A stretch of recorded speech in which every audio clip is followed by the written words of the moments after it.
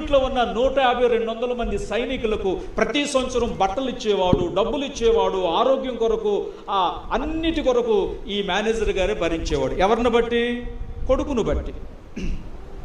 చాలామంది అన్నారంట, చేస్తే నీ కొడుకు చేయి, మిగిలిన 199 మందికి ఎందుకు చేస్తున్నావు, నీ డబ్బంతా ఎందుకు వాళ్ళకి ఇచ్చేస్తున్నావు అని కొంతమంది అతన్ని ఎక్కేస్తే కొడుకుకు తప్ప ఇంకెవరికి సహాయం చేయటం మానేశాడు.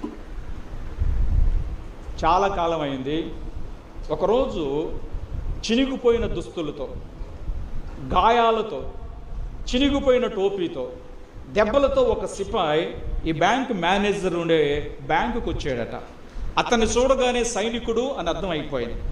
ఇతను చేయటం మానేశాడు, హృదయాన్ని బండ చేసుకున్నాడు కదా.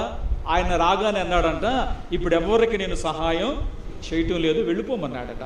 అయినా అతను వెళ్ళకుండా అక్కడే నిలబడ్డాడు. చెప్పేది నీకయ్యా, వెళ్ళిపో.